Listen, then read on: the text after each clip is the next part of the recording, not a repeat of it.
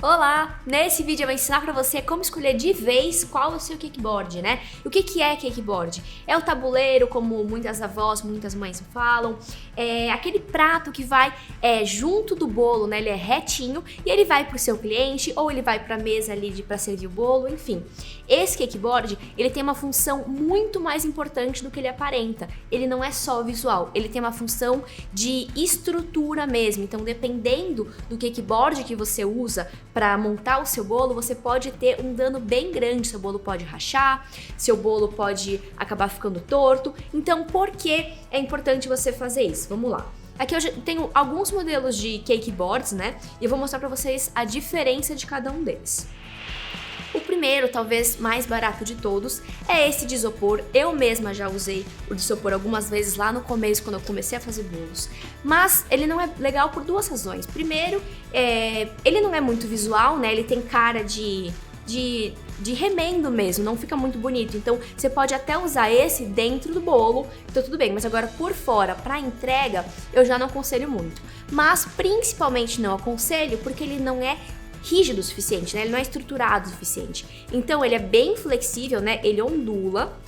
E dessa forma que ele ondula aqui, ele vai ondular também quando você vier da geladeira, pegar seu bolo, transportar de um lugar para o outro. Então toda vez que você tem um cakeboard que não é firme o suficiente, quando você pega o seu bolo, você deixou ele prensando na geladeira por algumas horas, você vai tirar ele de lá para você cobrir ele depois de prensar, provavelmente na hora de você pegar ele, ele vai dar essa ondulada e ele pode acabar trincando, né? Então às vezes não foi uma questão interna, você fez todos as etapas certinho do processo para montar o seu bolo com segurança, porém você pecou na hora de escolher seu cakeboard. Enfim, de isopor não recomendo muito. Outro, além do isopor, que tem essa mesma questão, são esses cakeboards aqui, né, de papelão laminado. Então, o que acontece com eles?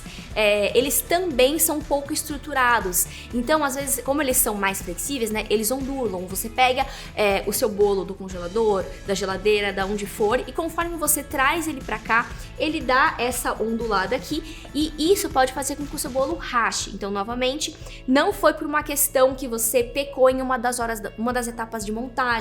Foi na hora do cakeboard mesmo, do transporte de um lado para o outro, você acaba trincando o seu bolo. Isso é prejudicial para todo o bolo. Ele pode acabar rachando, ele pode acabar desmontando por uma bobeirinha que poderia ter sido evitada. Enfim, esse aqui é uma questão.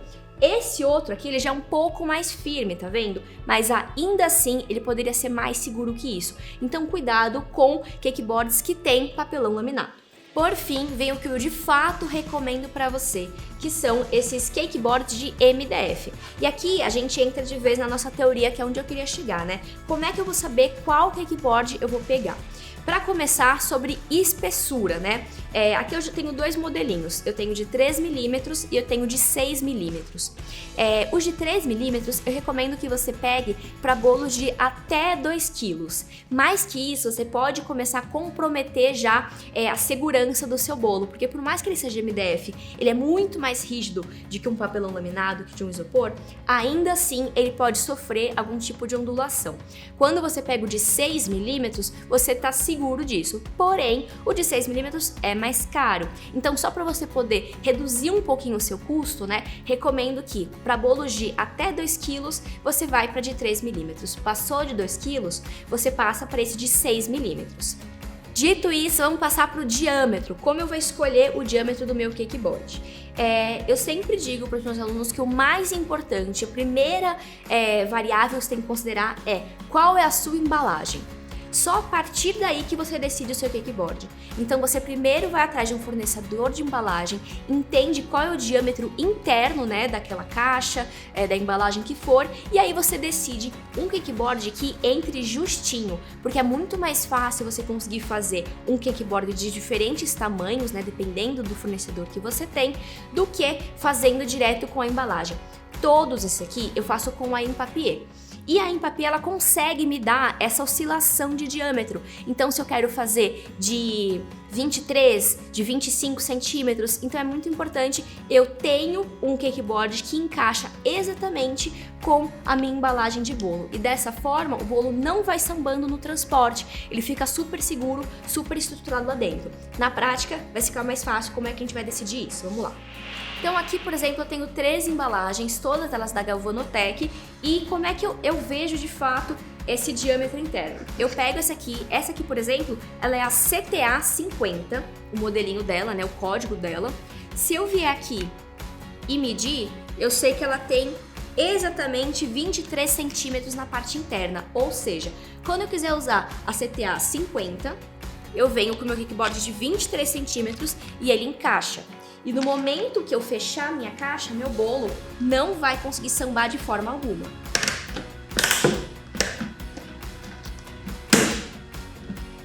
Ele fica seguro aqui dentro. Agora, para outros modelos, aí sim você vai de acordo com a embalagem. Essa aqui já é a 56, ela tem 25 centímetros, ou seja, eu pego meu kickboard de 25 centímetros de diâmetro e vai encaixar aqui dentro. Da mesma forma, vale para cada embalagem que você quiser. Só que aí a gente tem uma outra variável que você precisa considerar também, que é o seguinte, qual é o diâmetro do seu bolo, né? Você sabe que seu kickboard tem 25, a sua embalagem tem 25. Mas quanto tem o seu bolo? O seu bolo ele tem 25 centímetros de diâmetro?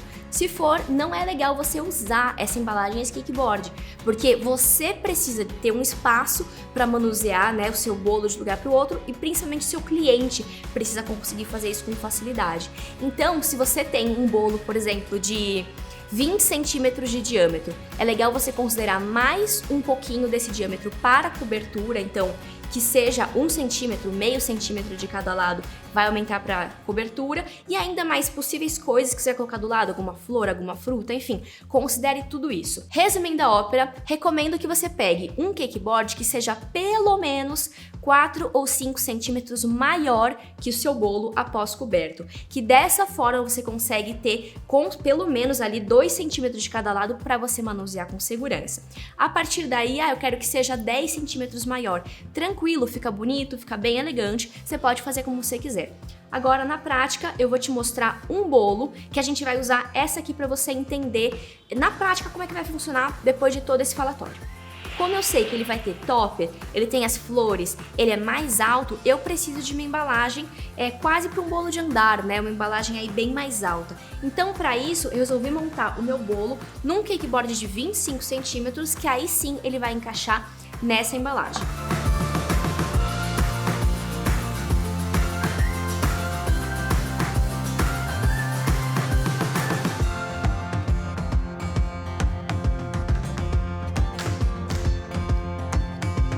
Feito isso, ele tá bem seguro, ele não vai conseguir ficar sambando no transporte e ele fica bonito. Eu não amasso nada do meu bolo, né? Esses toppers também, eu sei que muita gente vai perguntar, eu coloco ele individualmente depois em cada cantinho do bolo que eu quiser. Tem um outro modelinho para você ver como é que fica. Então a gente simplesmente encaixa ele aqui no bolo. Quanto mais você entrar, mais baixinho vai ficando o bolo. Os toppers também são da Impapié. E dessa forma eu consigo um resultado bem seguro para o meu cliente, né?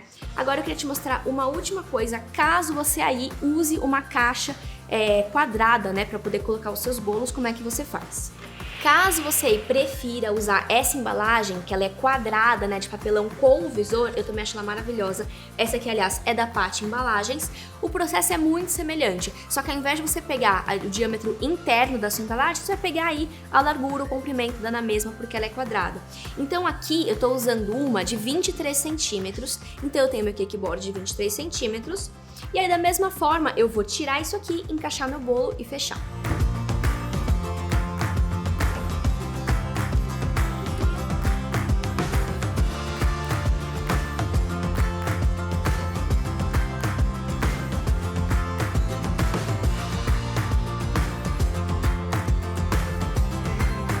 Prontinho, ele já tá feito com o meu bolo hipotético aqui dentro.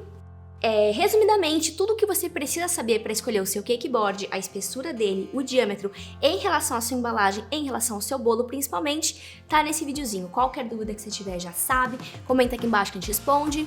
E aquele beijo pra você.